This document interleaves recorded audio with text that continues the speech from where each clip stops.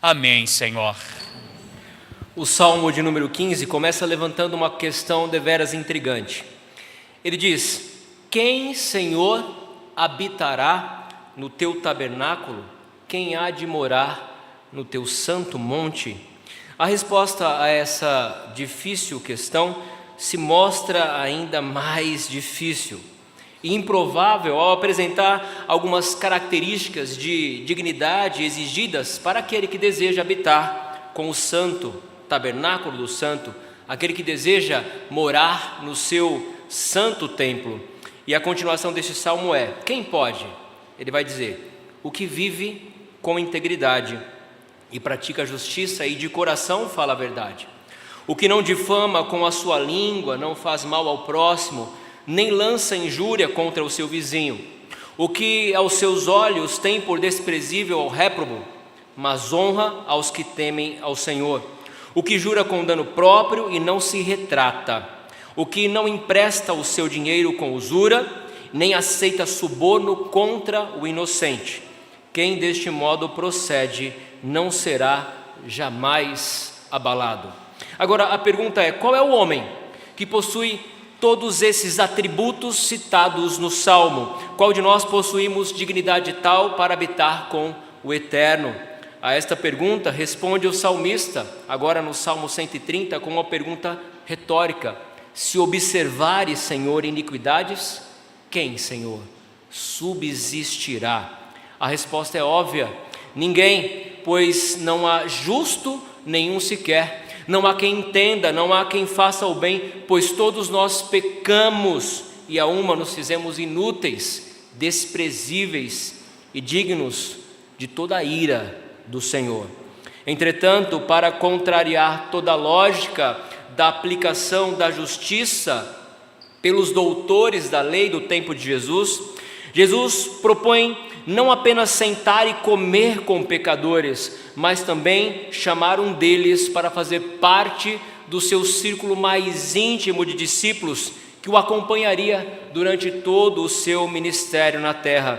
E é nessa contrariedade lógica que se firma o Evangelho de nosso Senhor Jesus Cristo. O fato de Jesus tornar pecadores indignos, dignos da sua santa presença. Pessoas justas, pessoas justificadas, pessoas aptas para participar do banquete da mesa ao lado do Senhor e Salvador Jesus Cristo.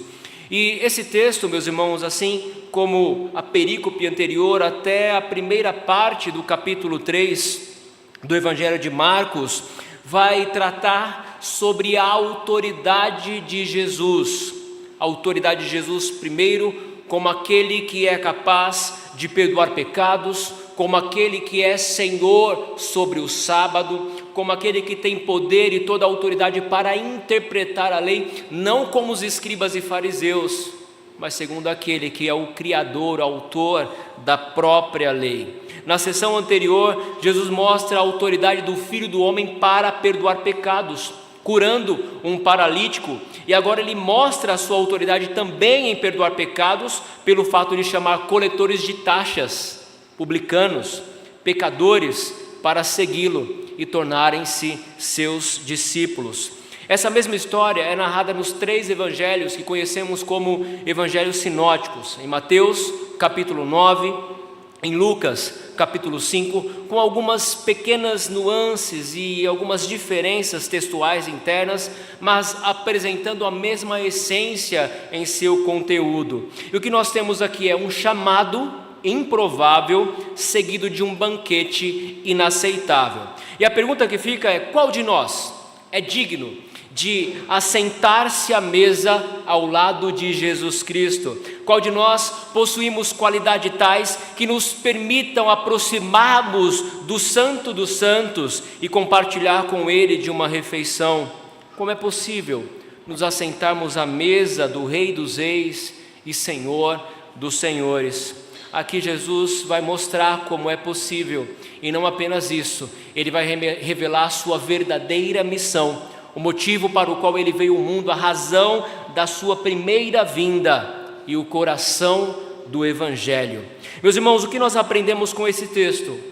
é que Jesus revela que a sua missão é chamar pecadores para o arrependimento, confrontando o legalismo religioso de seu tempo e manifestando a graça salvadora de Deus, através do Deus encarnado. A primeira questão que nos chama a atenção é um chamado improvável. Mantenha a palavra de Deus aberta no versículo 13 e 14 e acompanhe a leitura. De novo, saiu Jesus para junto do mar, e toda a multidão vinha ao seu encontro, e ele os ensinava. Quando ia passando, viu a Levi, filho de Alfeu, sentado na coletoria, e disse-lhe: segue-me. Ele se levantou e o seguiu. Meus irmãos, nós vemos no versículo 13 um movimento. De novo, mais uma vez, Marcos ele é especialista em conectivos, ele vai conectando uma passagem com a outra. Jesus estava aqui junto ao mar da Galileia, provavelmente na região de Cafarnaum, desenvolvendo ali o seu ministério. E como de praxe, mais uma vez ele sai para junto do mar, caminhando ali próximo ao mar da Galileia. Só que Jesus já nesse período não conseguia mais andar sozinho sem ser despercebido. Onde ele ia, ele arrastava multidões após si. E aqui nós vemos toda a multidão vinha ao seu encontro e ele os ensinava. Aqui nós temos a narrativa de parte daquilo que é o ministério de Jesus. Lá em Mateus capítulo 4 é resumido o ministério de Jesus como aquele que ensina, prega e cura. Ensino, pregação e cura. Este é o resumo do ministério de Jesus. E quando a multidão via ao seu encontro, ele então os ensinava. Ele ensinava a palavra de Deus, ele interpretava a lei do Senhor, ele aplicava a lei de forma prática, contando parábolas, histórias do cotidiano, do dia a dia, para que as pessoas pudessem ouvir, saber e conhecer a respeito do reino de Deus. E isso é o que ele fazia. Mas durante o seu ministério, a sua caminhada, ele teve um encontro interessante. Ele viu Levi, quando ia passando, ele viu Levi. Levi aqui é chamado de filho de Alfeu. Em outro evangelho, no evangelho de Mateus, o evangelho que o próprio Levi escreveu, é colocado como chamado de Mateus. Então, quando você lê Levi, você deve entender que esse Levi é o Mateus, aquele que escreveu o primeiro evangelho que compõe o Novo Testamento. Este é Levi. E Levi tinha uma atividade peculiar e um pouco estranha e marginalizada entre os seus irmãos. Onde é que estava Levi? Levi estava sentado na coletoria, na alfândega, onde ele desenvolvia o papel de coletor de impostos. Impostos que eram destinados ao governo romano, impostos que eram cobrados do seu povo, os judeus, e dados ali ao governo romano. E ele estava ali trabalhando em um dia comum, talvez sentado fazendo aquilo que era comum do seu dia a dia, do seu viver, da sua prática. Só que talvez aquele dia não fosse esperado por Jesus, por Levi, mas ele recebe um chamado especial de alguém ainda mais especial. Quando Jesus fitou os olhos em Levi, sentado na coletoria, ele faz um convite, mas um convite como se fosse uma ordem. Ele diz: segue-me. A palavra de Jesus escrita neste versículo é apenas esta: segue-me. Jesus não explicou o motivo pelo qual deveria segui-lo. Jesus não condenou ele pela sua prática de coletor de imposto. E por que os coletores de impostos, chamados de publicanos, eram tão odiados? Porque muitas vezes eles, cobrando impostos dos seus irmãos, cobravam a mais e retinham parte desse imposto para si e se enriqueciam à custa dos seus irmãos, trabalhando para um governo que eles olhavam como opressor, que era dominante sobre os judeus. Por isso eles eram considerados como uma escória na sua sociedade, alguém que deveria ser marginalizado, repudiado e não poderia andar juntamente com os outros, porque eles eram indignos, eles eram considerados traidores da pátria. E ali estava sentado e o convite é feito, a ordem é feita: segue-me. Nós não vemos aqui Mateus ou Levi titubeando para obedecer esse chamado. Nós não vemos aqui Levi questionando: seguir para onde? Para onde o Senhor quer que eu siga? Para fazer o quê? Eu tenho minha profissão, eu estou estável financeiramente, eu tenho tudo sob controle, então por que eu vou deixar uma vida estável, uma vida tranquila, uma vida cheia de regalias, onde eu enriqueço à custa dos meus irmãos, para seguir alguém que eu nem conheço, um possível mestre arrastando multidões? Por que eu faria uma coisa dessas? Não, ele não questionou. Nós não vemos nenhum relato de questionamento, ele simplesmente se levantou e o seguiu. Sabe o que isso nos ensina, irmãos? Isso nos ensina que o chamado de Deus para a salvação em Cristo Jesus é um chamado soberano e eficaz. Quando Deus deseja salvar alguém, é porque Ele já predestinou essa pessoa para a vida eterna. E no momento em que o convite for feito, em um momento em que a pessoa ouvir o Evangelho de Cristo, ouvir a graça de Deus, ele não vai recusar, ele vai fazer como Levi fez, ele vai se levantar, deixar tudo e seguir a Cristo. Deixar o conforto da sua vida estável financeiramente para seguir aquele que o chama, aquele que o convoca. E olha, esse ministério ao qual Levi é convidado seria um ministério difícil. O Filho do Homem não tinha onde reclinar a cabeça. Eles iriam viajando de cidade em cidade, pregando o evangelho do reino de Deus, curando pessoas, libertando os cativos e oprimidos por Satanás, expulsando demônios, e seria um ministério árduo, um ministério difícil, mas ele não titubeou, ele levantou e o seguiu, porque o chamado é eficaz. Lá em Romanos capítulo 8, versículo 29 e 30 diz: porquanto aos que de antemão conheceu, também os predestinou para serem conformes à imagem de seu Filho, a fim de que ele seja o primogênito entre muitos irmãos.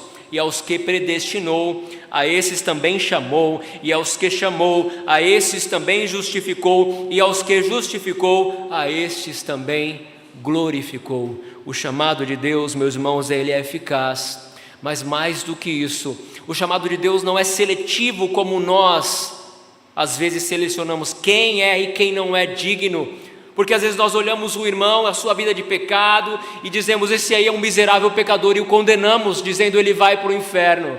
Mas Deus não vê como o homem vê.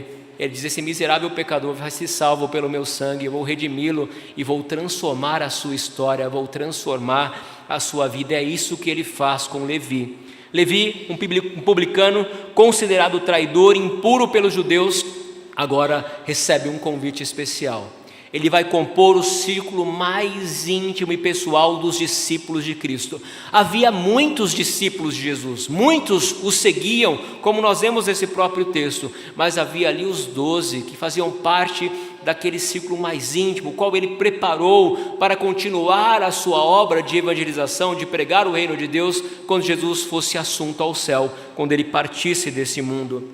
Perceba uma coisa: a iniciativa de servir a Deus não vem de nós, é Deus quem nos chama, é Deus quem nos convida. A nossa condição, meus irmãos, como Paulo fala aos Efésios, é de mortos. Nós estamos mortos em nossos delitos e pecados, e assim estaremos a partir do momento que Jesus nos chamar, a partir do momento que o Espírito Santo nos convocar para fazermos parte dos discípulos de Jesus. Então a iniciativa sempre vem de Deus, o convite é dele, a salvação é dele, a obra é dele, para que a ele seja dada toda a honra, toda a glória e todo louvor. E a resposta, meus irmãos, diante do convite de Jesus, não pode ser um questionamento, mas sim uma resposta imediata. Ele levantou e o seguiu. Isso mostra a evidência do poder, da graça de Deus agindo poderosamente para transformar pecadores. A graça, portanto, meus irmãos, precede o mérito. Ele não havia mérito algum para se tornar um discípulo de Jesus. Ele é o inimigo dos judeus, ele era o inimigo do Senhor, ele cobrava e enriquecia à custa dos seus irmãos, mas não foi salvo e chamado por mérito, mas pela graça. E Jesus, meus irmãos, chama não os capacitados, mas capacita aqueles a quem Ele chama. A segunda parte desse texto, meus irmãos, nós vemos uma ação inconcebível e um banquete inaceitável. Ele passa, olha para Levi, faz um convite, Levi o segue. E depois eles se dirigem para onde? Para a casa desse publicano, para a casa de Levi. Acompanhe o versículo 15. Achando-se Jesus à mesa na casa de Levi, estavam juntamente com ele os seus discípulos, muitos publicanos e pecadores, porque estes eram em grande número e também o seguiam. Percebam, quem compunha ali o círculo íntimo de amizade de Mateus ou de Levi? Ele tinha amigos, e os amigos dele também pertenciam à coletoria.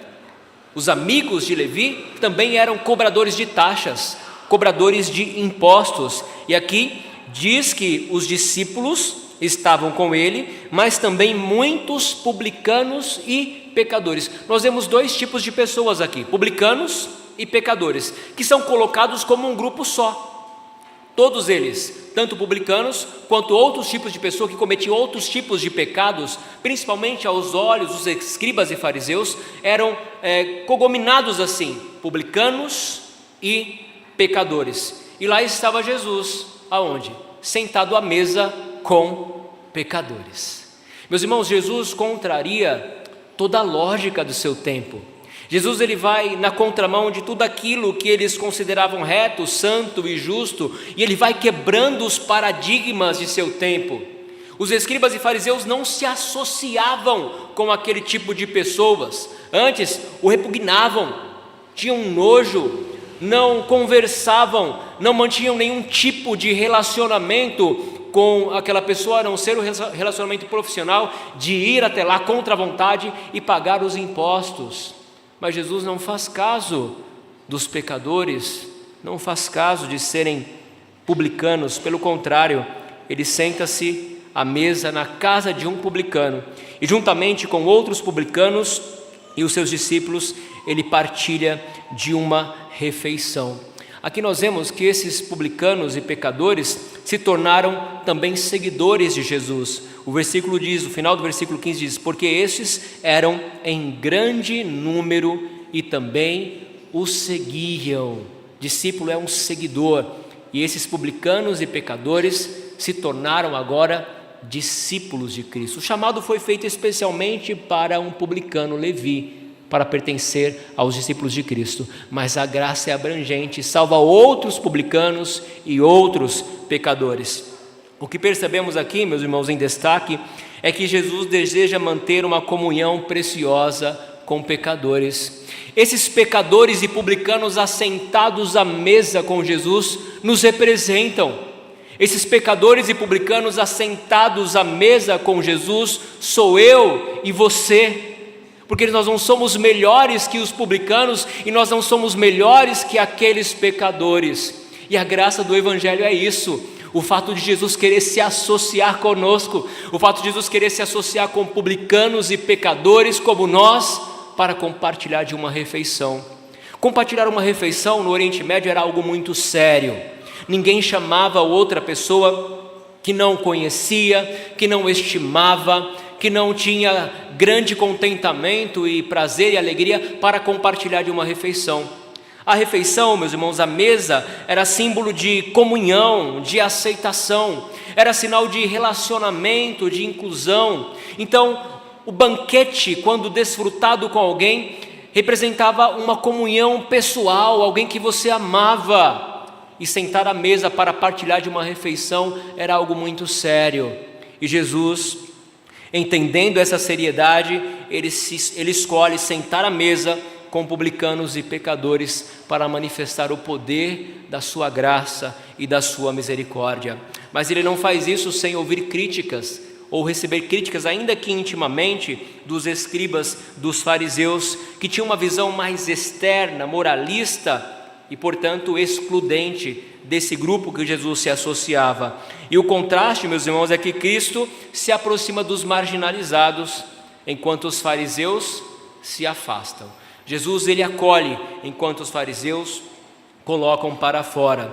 A igreja, portanto, meus irmãos, deve refletir a postura de Cristo. A igreja precisa ser um lugar de acolhimento, um lugar comprometido com a verdade, que prega a verdade, mas ao mesmo tempo mostra a luz do fim do túnel. Sim, você é pecador, você é digno da ira de Deus, mas a graça de Jesus Cristo e o seu sacrifício na cruz cobre multidão de pecados e torna você uma pessoa digna da sua presença. Isso é o Evangelho. A igreja precisa acolher aqueles que estão perdidos, acolher aqueles que estão nas trevas, na escuridão, e dizer: há um caminho para você seguir, um caminho de vida, um caminho que nos conduz à vida eterna, e esse caminho é Jesus Cristo, pois Ele mesmo disse: eu sou o caminho, a verdade e a vida, e ninguém vem ao Pai a não ser por mim. Esse é o papel da igreja. Precisamos, como igreja, ser mais parecidos com Cristo e menos parecidos com os escribas dos fariseus. Na terceira página nós vamos ver uma oposição esperada, e desde o início do capítulo 2 nós vemos Jesus sendo confrontado diante de algumas atitudes que ele tem. Na perícope anterior ele é confrontado dizendo: quem é este que pensa que pode perdoar pecados? E Jesus responde: para provar, para mostrar que o Filho do Homem tem poder e autoridade para perdoar pecados, ele se volta para o paralítico e diz: toma o teu leito e vai para a tua casa. Imediatamente o paralítico toma o teu leito, levanta e sai andando com as suas próprias pernas. E aí é manifestado não apenas que Jesus tem poder para curar, mas que ele pode também perdoar os pecados. Ele mostra a sua autoridade, confrontando ali os escribas e fariseus. Mas agora os escribas mais uma vez vai confrontar a Jesus, vai se opor diante das atitudes que Jesus toma aqui, que é o fato de sentar à mesa para compartilhar de uma refeição com publicanos e pecadores. Os escribas e os fariseus, versículo 16, vendo-o comer em companhia dos pecadores e publicanos, perguntavam aos discípulos dele: por que come e bebe ele com os publicanos e pecadores? A postura dos escribas, dos fariseus aqui é pertinente, tal como alguém que se posiciona com os valores morais da lei de Deus. Eles não podiam aceitar a associação daquele que era um mestre, que era um rabi, que ensinava a lei de Deus, associada ou em comunhão com publicanos e pecadores, porque aquilo era visto como inaceitável. Olha, você sendo mestre precisa mostrar santidade, e não pode ficar andando com publicanos e pecadores, tampouco assentar-se à mesa com eles para compartilhar uma refeição. Então, no seu coração, eles não conseguiam enxergar a graça de Deus, o fato de que Deus pode transformar pecadores em pessoas justas e dignas da sua presença. E por isso eles questionavam, não diretamente a Cristo, talvez eles não tinham tanta coragem ainda, mas eles questionavam os discípulos: por quê o seu mestre come com publicanos e pecadores? Porque ele come e bebe, porque eles partilham de uma refeição com publicanos e pecadores. Os fariseus, meus irmãos, era uma seita que apareceu no segundo século antes de Cristo, ali no período intertestamentário, entre a revolta dos Macabeus, e eles se destacaram por ser um grupo profundamente comprometido com a Torá, com a lei de Deus, com o Antigo Testamento. E não apenas isso, eles não eram apenas comprometidos com a palavra escrita, eles eram comprometidos também com a interpretação dessa lei. E eles criaram então uma tradição oral, com uma série de regras, de pontos, onde eles interpretavam a Torá. Ou seja, o que pode e o que não pode fazer do sábado, 39 regras daquilo que pode ou não pode fazer no sábado. E assim eles vão interpretando com a lei oral, e essa lei era passada de geração a geração, e os fariseus se tornaram um grupo forte, talvez o mais forte entre os judeus, se tornaram ali uma seita forte entre os judeus, e tinham ali o papel de mestres. Aqui nós vemos escribas dos fariseus. Os escribas eram aqueles que se inclinavam ou se dedicavam a conhecer a lei de Deus, a ensinar, a transcrever a lei de Deus. E aqui nós vemos que esse grupo é unido aqui, os escribas, e dentre os escribas alguns deles eram fariseus. E eles começam a se posicionar a respeito da postura de Jesus em sentar, comer e beber com publicanos e pecadores. Mas Jesus, meus irmãos, conhece e sonda os corações. Ele, ouvindo esse questionamento, ainda que não tenha sido diretamente dirigido a ele, ele vai se posicionar. E aqui no quarto ponto nós vemos uma resposta direta, que evidencia a graça do Evangelho. E Jesus responde àqueles escribas dos fariseus dizendo, tendo Jesus, versículo 17, ouvindo isto, respondeu-lhes, os sãos não precisam de médico, e sim os doentes, não vim chamar justos, e sim pecadores. No Evangelho de Mateus, essa mesma narrativa, a narrativa desse mesmo episódio com Levi, nós temos Jesus fazendo ainda uma citação de Oséias 6, versículo 6, onde ele alerta, ele faz um alerta real. Ide, porém, e aprendei o que significa misericórdia quero e não holocaustos.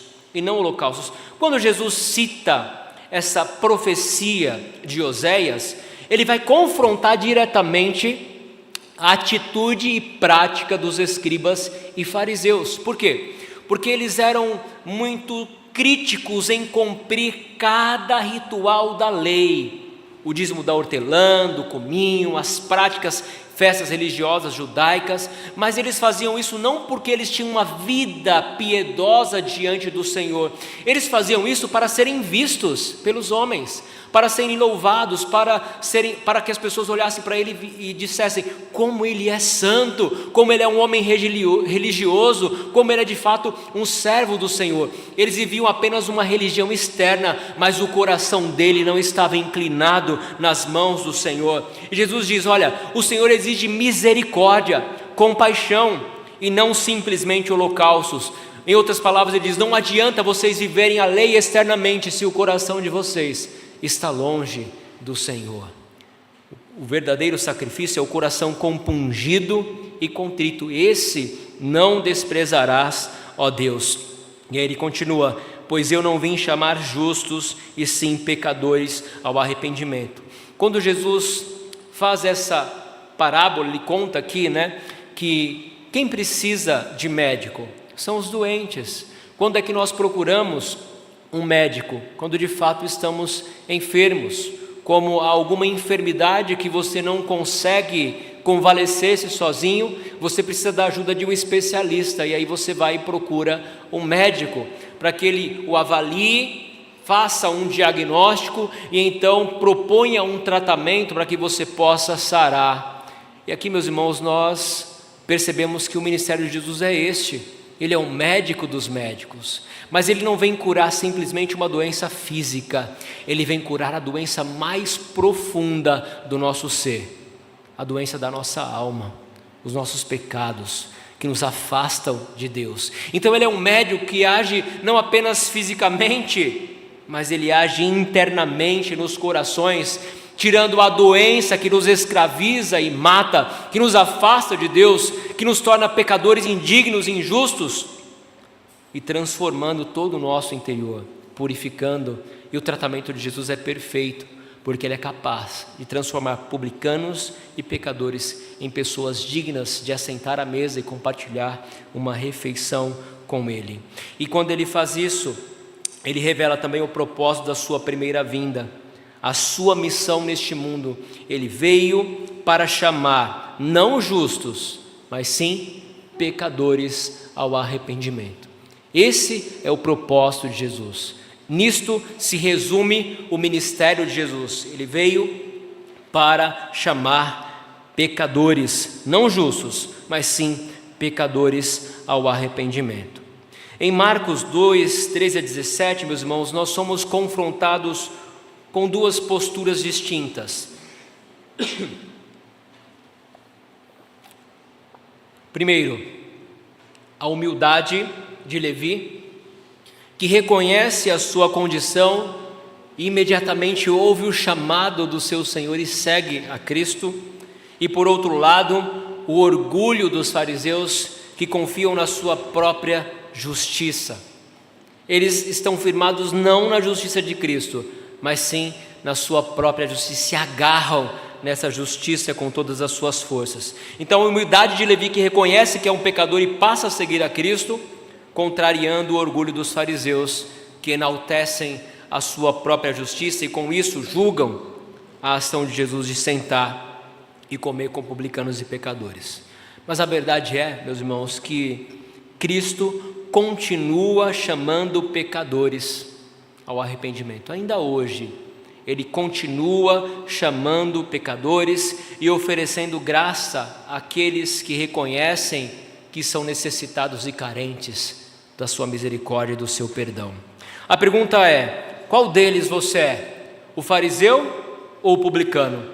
Em outra parábola, Jesus conta que o fariseu e o publicano estavam ali no templo fazendo as suas orações, e o fariseu orava de si para si mesmo, reconhecendo a sua religiosidade, enaltecendo os seus méritos religiosos, dizendo como ele era bom, como ele jejuava, como ele obedecia todos os rituais da lei do Senhor. E por outro lado, nós vemos o publicano com humildade, que não tinha sequer coragem de elevar os seus olhos aos céus, antes batia no peito dizendo: Senhor, sê propício a mim, que sou pecador.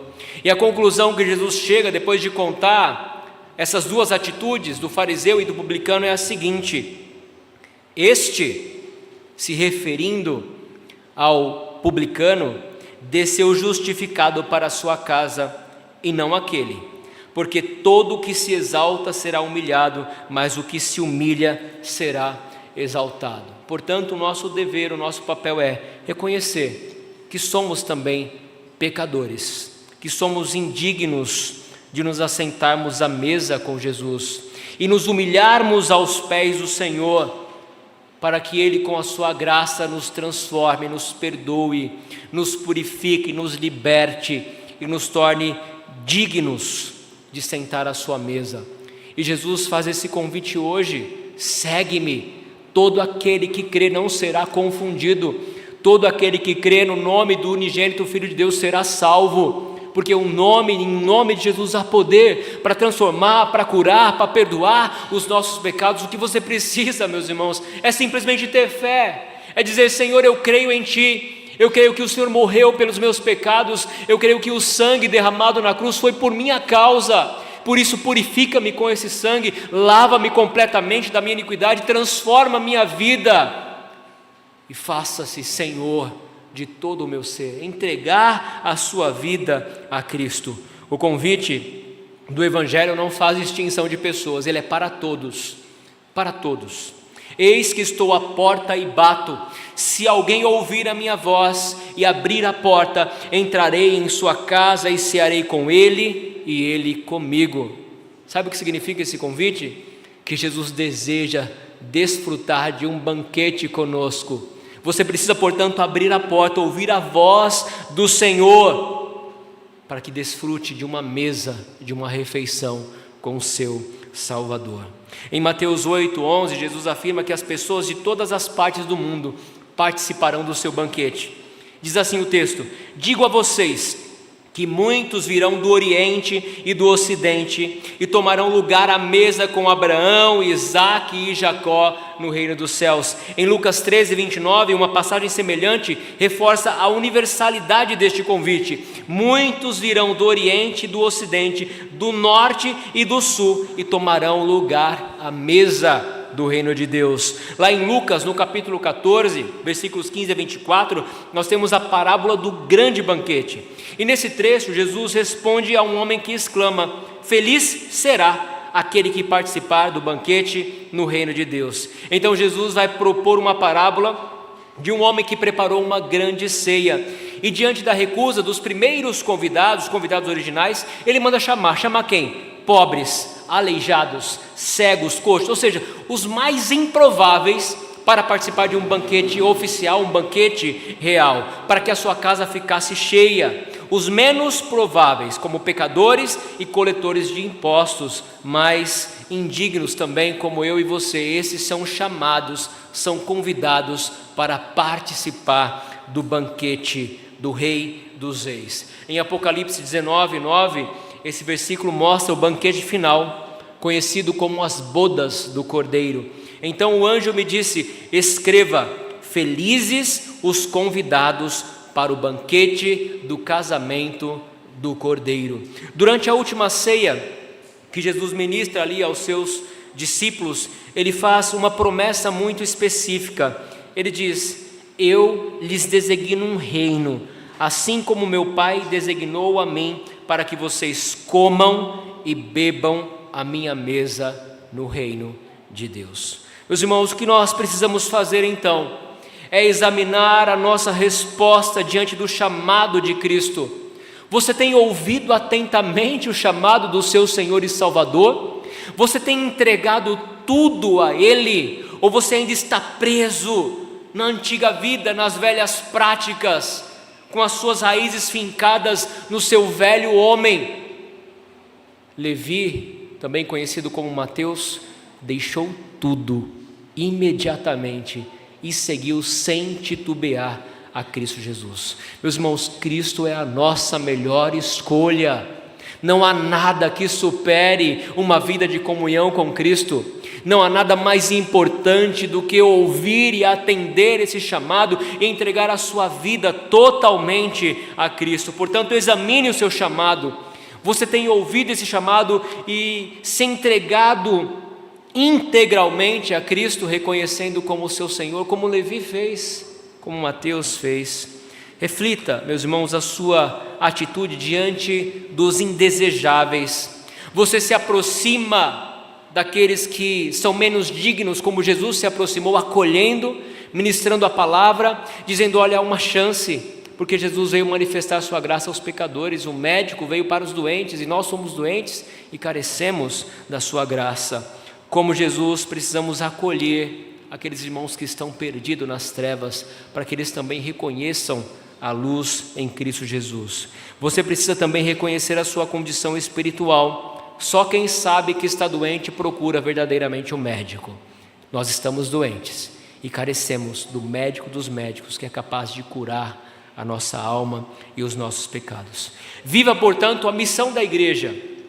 Proclame a graça sem legalismo, mas com verdade, sem exclusão, porque Cristo, meus irmãos, veio para salvar pecadores, e nisto consiste o coração do Evangelho da Graça. Lembre-se, certa feita Jesus foi convidado para comer na casa de um fariseu, e quando ele chega na casa de um fariseu, ele não é recebido com ósculo santo, mas uma mulher, que era tida como pecadora, ela traz um vaso de alabastro com unguento, derrama sobre os pés de Jesus e, chorando, regava os pés de Cristo. E depois enxugava os seus pés com os seus próprios cabelos. E um fariseu cogitou na sua mente: se ele soubesse quem é essa mulher, quem é essa pecadora, ele não permitiria que ela o tocasse. Aí Jesus, conhecendo as intenções do coração, ele vai dizer: vê esta mulher? Entrei na tua casa, tu não me deste água para os pés. Esta, porém, regou os meus pés com lágrimas e os enxugou com os seus cabelos. Não me deste ósculo. Ela, entretanto, desde que entrei, não cessa de beijar os meus pés. Não me ungistes a cabeça com óleo, mas esta com bálsamo ungiu os meus pés. Por isso te digo: perdoados lhe são os seus muitos pecados, porque ela muito amou, mas aquele a quem pouco ama, pouco se perdoa. Então disse a mulher: perdoados são os teus pecados. E mais adiante: a tua fé te salvou, vai-te em paz. Não subestimemos a graça de Jesus Cristo, que perdoa, que transforma, que restaura.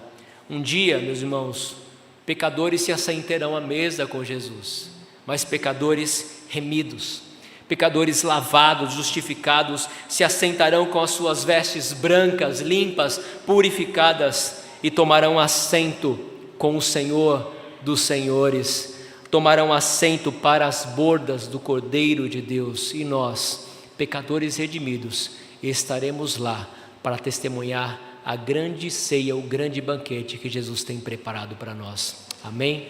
Que Deus nos abençoe e aplique a sua palavra em nossos corações.